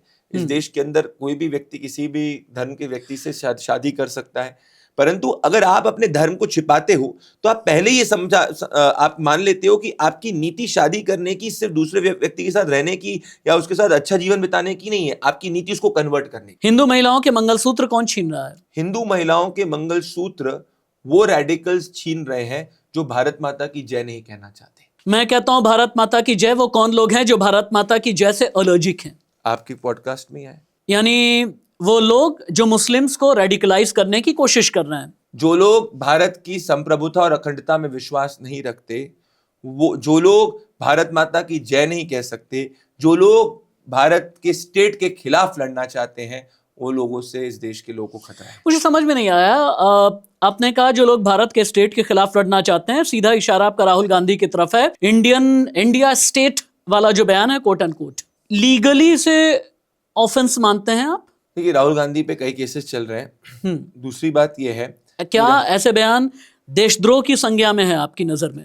ये कानून के जानकारों को विचार करना चाहिए कि क्या ये लीगली देशद्रोह की धारा इस पे लागू हो राष्ट्रवादी सकती है? प्रदीप भंडारी क्या कहते हैं? मैं मानता हूं कि राहुल गांधी के विचार एंटी नेशनल इन नेचर है। जो व्यक्ति राष्ट्रगान पे खड़ा नहीं हो सकता, जो व्यक्ति जब खालिस्तानी टेररिस्ट पन्नू कहता है, उसके विचारों को मानता है, उस पर रिबट नहीं कर सकता। मेरे साथ एंटी नेशनल का मतलब राष्ट्र विरोधी। राहुल गांधी की नीति भारत को खंड खंड करने की है। राहुल गांधी की नीति भारत की संप्रभुता और अखंडता को प्रोटेक्ट करने की नहीं है। एंटी नेशनल मतलब राष्ट्र विरोधी। राहुल गांधी की नीति राष्ट्र विरोधी है, देशद्रोही है। राहुल गांधी की नीति विचार देश के हित में नहीं है, देश के हित में नहीं है। जो हाफिज सईद के साथ में, जिसको गृह मंत्रालय आपके पास में है, अगर आपको यह लगता है कि इसका मतलब यह है कि आप ये कह रहे हैं देश हित में राहुल गांधी के विचार नहीं है, इसका मतलब यह है कि देश का फैब्रिक तोड़ने की कोशिश राहुल गांधी कर रहे हैं। अगर फैब्रिक तोड़ने की कोशिश कर रहे हैं, प्रदीप भंडारी जी की पार्टी जो है उनके हाथ में गृह मंत्रालय है, प्रदीप भंडारी जी की पार्टी के हाथ में दिल्ली पुलिस है, प्रदीप भंडारी जी के हाथ में देश का कानून का इंप्लीमेंटेशन है, प्रदीप भंडारी जी की पार्टी के हाथ में संविधान का इंप्लीमेंटेशन है, संसदीय कार्रवाई का इंप्लीमेंटेशन है, तो क्यों नहीं देशद्रोह की कोई धारा अभी तक लगी? राहुल गांधी के जितने भी ऑफशूट्स हैं उन पे तो हमने कार्रवाई करी। एफसीआरए के अंदर जो फर्जी फनलिंग कर रहे थे एनजीओस के नाम पे, मेजॉरिटी उस पे रोक आई। राहुल गांधी के ऊपर कई, अभी नेशनल हेराल्ड का केस चल रहा है और राहुल गांधी के इन सब विचारों के ऊपर ऑलरेडी कई कई जगह पे केसेस चल रहे हैं। हम राजनीतिक प्रतिशोध के साथ में कोई कार्रवाई नहीं करते हैं, ये हम क्लियर हैं। ये देश का संविधान फ्रीडम ऑफ एक्सप्रेशन देता है, पर वो फ्रीडम ऑफ एक्सप्रेशन के अंदर freedom to abuse your nation नहीं देता है। आप कहते हैं कि पॉलिटिकल रिवेंज आप नहीं लेते, राजनीतिक प्रतिशोध की भावना से काम नहीं करते। अरविंद केजरीवाल को आपने जेल में डाल दिया, सिसोदिया को आपने जेल में डाल दिया, संजय सिंह को आपने जेल में डाल दिया, हेमंत सोरेन को आपने जेल में डाल दिया, इतने बड़े बड़े नेताओं को आपने जेल में डाल दिया, और आप कहते हैं कि हम राजनीतिक प्रतिशोध, बड़े बड़े बिहार के बड़े बड़े नेताओं को अपने सीबीआई दफ्तर के चक्कर लगा दिए, बिहार के एक्स सीएम, उनके बेटे, उनकी पत्नी, उनकी बेटी, सभी को अपने सीबीआई दफ्तर के चक्कर लगा दिए, और आप कहते हैं पॉलिटिकल रिवेंज नहीं है। तो भ्रष्टाचारियों के साथ क्या करें? पर फूल माला तो नहीं चढ़ा सकते, फूल तो नहीं बरसा सकते ना। फिर राहुल गांधी ये कहेंगे कि अडानी के साथ क्या करें? आप मुझे बताइए, जिस इंडस्ट्रियलिस्ट का आपने नाम लिया, कौन से कोर्ट ने कहा है कि उनको जेल जाना चाहिए? क्या संजय सिंह जब जेल गए थे तो क्या कोर्ट ने कहा था कि उनको नहीं जाना चाहिए जेल? जब अरविंद केजरीवाल जी ने जेल गए थे तो क्या कोर्ट ने नहीं कहा था कि उनको जेल जाना चाहिए? क्या मनीष सिसोदिया जब जेल गए थे तो कोर्ट ने नहीं कहा था उनको जेल जाना चाहिए? भारत की अदालत ने ना कहा हो, विदेशी अदालत ने कहा है। तो मैंने कहा ना, जो जॉर्ज सोरोस के रिमोट कंट्रोल में, उनको विदेश पे ज्यादा अच्छा लगेगा ना कि भारत में। आपने मेरी बात को एस्टैब्लिश ही कर दिया। मैं कह ही रहा हूँ वापस से, राहुल गांधी की नीति नीयत जो है वो भारत के एजेंट नहीं है, वो विदेशी एजेंट के रूप में कार्य कर रहे हैं, क्योंकि वो इतना फ्रस्ट्रेटेड हो चुके हैं कि वो पॉलिटिकली जनता का समर्थन जीतकर नरेंद्र मोदी जी को नहीं हरा सकते। तो फिर कैसे करें? ये ओल्ड स्कूल थॉट है, इकोनॉमिक पैनिक क्रिएट करो, पॉलिटिकल पैनिक क्रिएट करो, सोशल डिविजन्स क्रिएट करो, और जब त्राही त्राही हो जाओ तो उस त्राही में से अपॉर्चुनिज्म देखकर आपदा में अवसर देखो और फिर अपनी राजनीतिक गद्दी पे पहुंचो। हम ऐसा होने नहीं देंगे। मेरे घर में चूंकि मंदिर भी है, जैसा मैंने बताया, मेरे घर पूजा होती है, आप तो सालों से जानते हैं, मुझे मंदिर बहुत पसंद है। मुझे अगर मेरा रिलीजियस सेंटिमेंट और उसमें मंदिर मिल जाए, उसमें पूजा हो, रिलीजियस सेंटिमेंट में अगर एएसआई की रिपोर्ट कहे, अगर सबूत ये बताएं कि बरसों बरस पहले कहीं पर मंदिर था, तो वहां पर वाकई में मंदिर का पुनरुद्धार, पुनर्निर्माण, पुनर्जागरण सब होना चाहिए। लेकिन उसका क्या कहें, खुद मोहन भागवत ने ही अलार्मिंग सिचुएशन बता दी। हर एक मस्जिद में मंदिर ढूंढना ठीक नहीं है। संभल में भी आप मंदिर ढूंढ रहे हैं। राम मंदिर भव्य बन गया, दिव्य बन गया, उसकी बहुत इज्जत है, इज्जत करनी चाहिए, क्योंकि सनातन का वाकई में पुनर्जागरण का एक चैप्टर है। मैं पूरा पुनर्जागरण इसलिए नहीं कहूंगा क्योंकि सनातन बहुत विशाल है, सनातन बहुत पुराना है, सनातन को मिटाना मुश्किल ही नहीं बल्कि नामुमकिन है। सनातन पर आप हैं, सनातन पर हम हैं, सनातन पर हमारा हिंद है, हिंदुस्तान है, भारत है। लेकिन आप संभल में भी मंदिर ढूंढ रहे हैं, आप बनारस में भी मंदिर ढूंढ रहे हैं, आप मथुरा में भी मंदिर ढूंढ रहे हैं, जौनपुर के अटाला मस्जिद में भी आप मंदिर ढूंढना है, आप गुजरात के मस्जिदों में भी आप मंदिर ढूंढना है। एक बार लिस्ट बना करके दे दीजिए, और कितने मंदिर ढूंढेंगे? इनमें से कितने केसेस के अंदर भारतीय जनता पार्टी है? नहीं है। तो अगर इस देश का हिंदू को कोर्ट जाने का अधिकार है कि आप उसको, आप अभी संविधान की बात करी, क्या इस देश में, आपसे पूछना चाहता हूँ, क्या इस देश में एक हिंदू को कोर्ट जाने का अधिकार है या नहीं? बिल्कुल है। क्या इस देश के जज के विजडम पे आपको विश्वास है? बिल्कुल है, पक्का है। क्या हर केस जो कोर्ट में गया है, क्या हर में सर्वे ऑर्डर हुआ है? क्या 15 में से 4 में सर्वे ऑर्डर हुआ है? उस पर भी अभी सुप्रीम कोर्ट ने कहा है कि सुप्रीम कोर्ट ने इसका संज्ञान लिया है एंड मैटर सब जुडिस है। तो फिर कोर्ट में विश्वास रखिए ना। ये हिंदू मुसलमान का मुद्दा कैसे हो गया? पर मैं आपसे पूछ रहा हूँ, असली क्या ढूंढना होता है? असली ये होता है कि एक लैंड माफिया वक्फ के नाम पे, मैं भी मानता हूँ, वक्फ, मैं भी मानता हूँ, 1400 साल पुराने मंदिर को कहता है वक्फ, हर जगह कहता है वक्फ, संभल के अंदर थाने को कहता है वक्फ, महाकुंभ को कहता है वक्फ। ऐसे लैंड माफिया पर रोकना इस देश की यूनिटी एंड इंटेग्रिटी के लिए बहुत जरूरी है। और आपको पता है 1954 का वक्फ एक्ट और 2013 के वक्फ एक्ट में जमीन आसमान का फर्क है। 2013 में कांग्रेस पार्टी ने वक्फ में अमेंडमेंट करके ये कर दिया कि वक्फ किसी भी हिंदू, क्रिश्चियन, सिख, ईसाई की भी जमीन पर अपना कब्जा कर सकता है और उसको अपना लैंड कह सकता है। लेकिन 1954 में ये नहीं था। ट्रेडिशनली 1800s में आप चले जाएंगे, जो पहला वक्फ का ट्रांसफर ऑफ लैंड हुआ था, वो ट्रांसफर ऑफ लैंड एक मुसलमान ने अपनी जमीन जामा मस्जिद के लिए दी थी। So it was an intra faith transfer, it was not an inter faith transfer. यहाँ पे आप प्रिंसिपल्स ऑफ नेचुरल जस्टिस के खिलाफ जाते हुए एक ऐसी बॉडी को आप अनरिस्ट्रिक्टेड पावर दे देते हैं कि वो किसी भी निर्दोष गरीब, किसी भी धर्म या संप्रदाय से आता है, उसकी जमीन को कब्जा कर सकता है। इसमें कई मुसलमान भी पीड़ित हैं, क्रिश्चियन भी पीड़ित है, हिंदू भी पीड़ित है। तो इसको हिंदू मुसलमान के रूप में नहीं देखना चाहिए। लेकिन जानते हैं आज नतीजा क्या निकल रहा है? आप कहते हैं कि देश को हम खंड खंड नहीं होने देंगे, देश अखंड था। खैर मैं भी कहता हूं देश अखंड था, अखंड रहेगा। आप ये कहते हैं कि कहीं पर भी किसी भी तरह से खंडित किसी को नहीं करने देंगे, लेकिन नतीजा जानते हैं नहीं, क्या हो रहा है मनमोहन प्रदीप जी? सिंह नहीं, सुनिए ना, मनमोहन सिंह जी क्यों ऑफिशियल डॉक्यूमेंट्स कह रहे थे कि मनमोहन सिंह जी चाह रहे थे कि सियाचिन का एक ग्लेशियर दे दिया जाए विरोधी मुल्क को। वो क्या खंड करने की बात नहीं थी? जब 26/11 के अंदर आतंकवादी हमला हुआ तो क्यों नहीं जाके हमने सर्जिकल स्ट्राइक करी? क्या वो खंड करने की बात नहीं थी? क्या नेहरू जी ने अपनी खराब नीति की वजह से चीन को भारत का टुकड़ा दे दिया, क्या वो खंड करने की बात नहीं थी? जब नेहरू जी ने जाके हमारे आर्मी के जो उस वक्त आर्मी चीफ थे उनका अपमान किया था, वो खंड करने की बात नहीं थी? जब 1947 के अंदर जब हमने आर्मी डे भी बनाया था, करियप्पा जी जो है वो पहले ही हमारे फर्स्ट आर्मी चीफ बन जाते, पर नेहरू जी को एक ब्रिटिशर को आर्मी चीफ बनाना था, क्या वो खंड करने की बात नहीं थी? इमरजेंसी लागू करना देश को खंड करने की बात नहीं थी? क्या इस देश के अंदर प्रभु श्री राम का मंदिर नहीं बना लीगली और रोका गया उसको कॉन्स्टिट्यूशनली उस वक्त की सरकारों द्वारा, क्या वो खंड करने की बात नहीं थी? इस देश के अंदर खंड करने का प्रयास कांग्रेस पार्टी ने कई बार किया हुआ है और इसीलिए जरूरी है बात कहना। लेकिन आज डिविजिव पॉलिटिक्स का नतीजा ये रह रहा है कि आप लोगों की आंखों के सामने, जबकि आप ये कहते हैं कि हमारे लिए राष्ट्रवाद सर्वोपरि है। यहीं आप देख लें, ताहिर हुसैन जिसकी छत पर हम सभी ने रिपोर्ट किया, आपने भी रिपोर्टिंग की, जिसकी छत पर षड्यंत्र के गुलेल रखे गए, जिसकी छत पर षड्यंत्र की बोतलें रखी गईं, आज AIMIM उन्हें टिकट दे रहा है। शाहरुख उसको टिकट देने की लगभग तैयारी। जामिया चले जाएं, आप ओखला चले जाएं, शफाउर रहमान टिकट दे दिया है। क्या रोक पाया आप लोग? किसी को टिकट देना नहीं, अमृतपाल जीत करके सांसद बन, इंजीनियर राशिद। ये बहुत अच्छा आपने सवाल पूछा है। This calls for larger reforms Correct. Further in the electoral process, और ये एक मैटर ऑफ डिबेट है और आपने बहुत अच्छी बहस छेड़ी है और मुझे लगता है कि इस पर आगे चर्चा होनी चाहिए कि क्या ऐसे लोग जो दंगे के अंदर कन्विक्टेड हैं, जिन पर ऑलरेडी चार्जेस फ्रेम हो चुके हैं, जिनकी प्रवृत्ति एंटी नेशनल इन नेचर है, क्या वो चुनाव लड़ सकते हैं? ये सोचना चाहिए। आप सोचिए, और इन सबको कॉमनैलिटी कौन दे रहा है? एक फॉर्मर आम आदमी पार्टी का व्यक्ति जिसको दे रहा है AIMIM वाला टिकट। तब AIMIM की कोई बात को हमको कुछ क्रेडिबल समझना ही नहीं चाहिए कि जो रजाकार के वंशज है, जो दंगाइयों को टिकट दे रहे हैं, वो क्या बताएंगे भारत के अंदर सांप्रदायिक सौहार्द कैसे मेंटेन करना चाहिए? वो तो चाहते हैं कि सांप्रदायिक सौहार्द ना हो। प्रधानमंत्री नरेंद्र मोदी जी के दिल में मुसलमान है, बस पहले हाँ या ना बताइए। नरेंद्र मोदी जी के दिल में हर भारतीय है। मुसलमान का एक तबका ये कहता है, मैं फिर से पॉलिटिशियंस की बात कर रहा हूं, मुसलमान का एक तबका ये कहता है कि प्रधानमंत्री नरेंद्र मोदी के दिल में दाऊदी बोहरा मुसलमान है, पसमानदा मुसलमान है, जो कि बहुत अच्छी बात है। पिछड़े मुसलमान उनके दिल में है और पसमानदा समाज के लिए बहुत कुछ करने की कोशिश की जा रही है। लेकिन अशराफ को क्यों अलग कर दिया? जहाँ सबसे ज्यादा प्रताड़ित कौन है? पसमानदा। तो सबसे ज्यादा प्रताड़ित को सबसे पहले ही उनको सेवा करनी पड़ेगी ना। लेकिन कहते ही हैं मुसलमान कि उनमें भी एक डिवीजन करने की कोशिश है।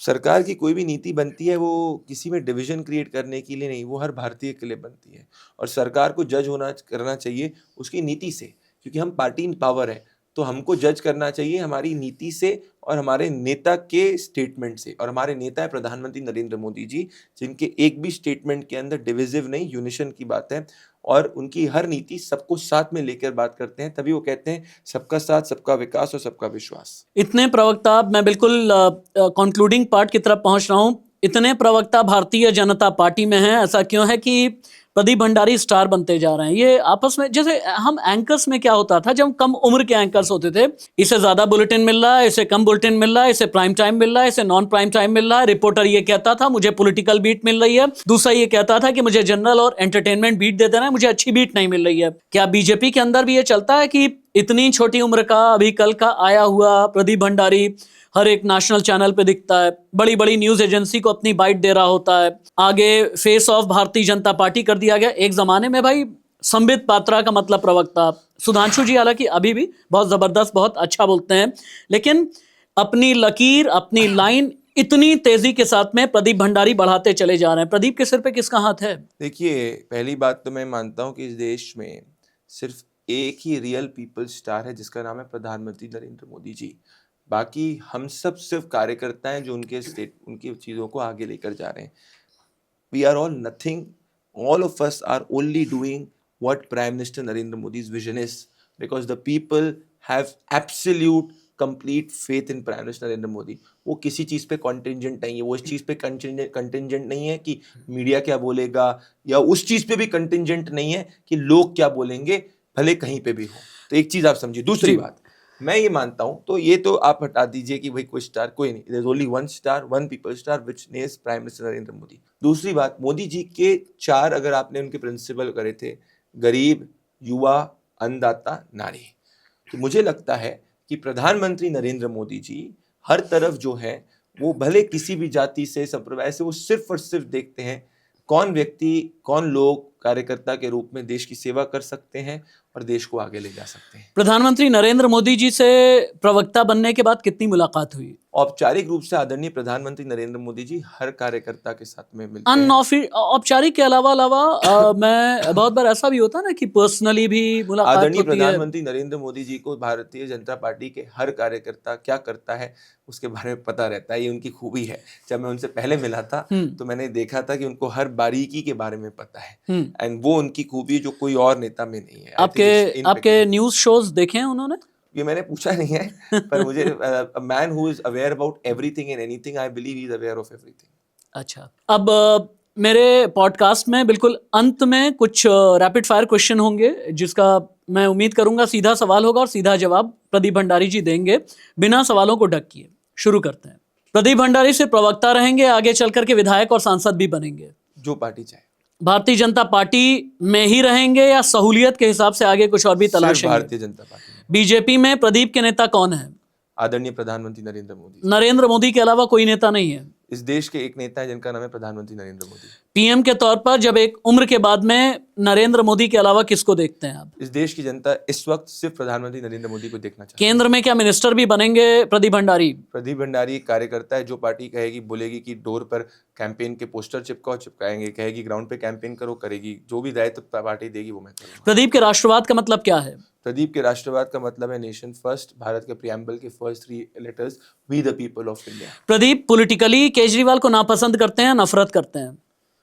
नापसंद करता हूँ। अखिलेश यादव को? नापसंद करता हूँ। ममता बनर्जी को? नापसंद करता हूँ। नीतीश कुमार को?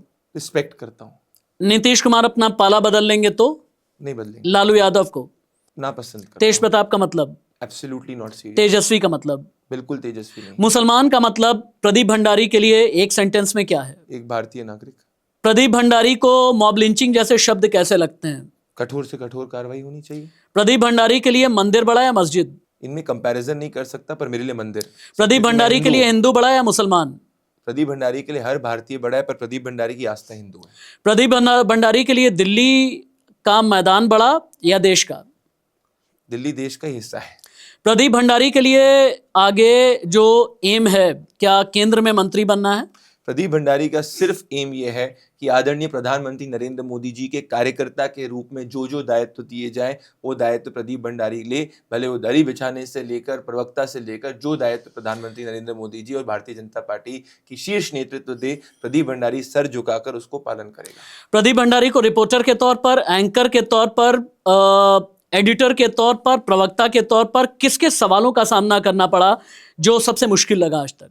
जब मैं इनिशियली मैं आया था एज अ मीडिया के अंदर, और जब मैं एक रिपोर्टर था, तब जाके जब आपको अपने एडिटर को 100 चीज़ें एक्सप्लेन करनी होती है, और जब बहुत अननेसेसरी कानाफूजी होती है और हियरसे कॉन्वर्जेशंस होती है, that is something which I don't like negative conversations, to put it in short. I only like to do my work. Pradeep Bhandari को मीडिया ड्रामा लगता है या नहीं? नहीं। प्रदीप भंडारी को मीडिया नकली लगता है या नहीं? नहीं, they are doing their job and they are doing it quite well. Pradeep Bhandari को मीडिया फेक लगता है या नहीं? नहीं। डिजिटल पे जो लोग प्रदीप भंडारी, बीजेपी, प्रधानमंत्री नरेंद्र मोदी का विरोध कर रहे हैं, उनके लिए एक सेंटेंस।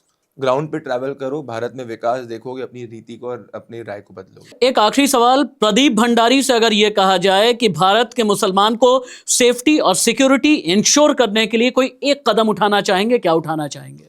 भारत का हर नागरिक सेफ और सिक्योर है। अगर भारत के किसी भी नागरिक के खिलाफ कोई भी धर्म का हो, अगर अन्याय होगा तो उस पर न्यायपूर्वक कार्रवाई होगी। प्रदीप जी, बहुत बहुत धन्यवाद, बहुत बहुत शुक्रिया। इस शख्सियत के बारे में एक बात मैं जरूर कहना चाहूंगा, एंकर रिपोर्टर के तौर पर हम साथ रहे, एडिटर जब रहे तब हम साथ में रहे, अब प्रवक्ता की हैसियत से देश के जबरदस्त प्रवक्ता, भारतीय जनता पार्टी के जबरदस्त स्पोक्स पर्सन। लेकिन जानते हैं आप इस इंसान के दिल में क्या जीता है, मैं आपको बता देता हूं। बाकी विचारों का मतभेद है या फिर नहीं, आप खुद फैसला कीजिएगा। क्या हम सवालों पर कितने खरे उतरे, आप खुद फैसला कीजिएगा। जानते हैं, इतने बड़े पद पर और ये कहते हुए मुझे जरा भी हेजिटेशन नहीं है, मैंने इंटरव्यू के लिए वक्त मांगा, उन्होंने कहा दादा जरूर आऊंगा। मैंने इंटरव्यू के लिए वक्त दिया, आए, वक्त पर आए और आकर के 1 मिनट भर सिर्फ रुके और रुक करके कहा कि 1 मिनट दादा देर हो गया क्योंकि मैं कुछ इंपॉर्टेंट कॉल्स अटेंड कर रहा था। जमीन से जुड़ा रहने वाला प्रवक्ता, इस प्रवक्ता को मैंने जनता की अदालत में भेज दिया है, इस प्रवक्ता को मैंने आपकी अदालत में भेज दिया है। कमेंट पे लिख करके आप बताइएगा और उम्मीद है कि आप राष्ट्रवादी राशिद को प्यार देते हैं। आप मेरे गेस्ट को प्यार दीजिए, मेरे गेस्ट के लिए दुआएं आप कीजिए। बहुत बहुत धन्यवाद। अंत में आपकी ही बात, बहुत बहुत शुक्रिया Pradeep ji, thank you so much. अगर आप आखिर में कोई मैसेज देना चाहें मेरे व्यूअर्स को, प्लीज दे दीजिए। मैं बस यही कहना चाहता हूं कि जिस तीव्रता के साथ में और दिल से आप अपनी बात को रख रहे हैं, ऐसे ही आगे रखते रहें और आपका पॉडकास्ट देश और दुनिया में और लोगों तक जाए और आपकी सच्चाई दुनिया के हर कोने तक जाए। Thank you so much. वादा है ऐसा ही सच्चा पॉडकास्ट आगे भी आता रहेगा। अंत में आपकी ही बात, न स्याही के दुश्मन न सफेदी के दोस्त, हमें आईना दिखाना है, दिखा देते हैं। नमस्ते।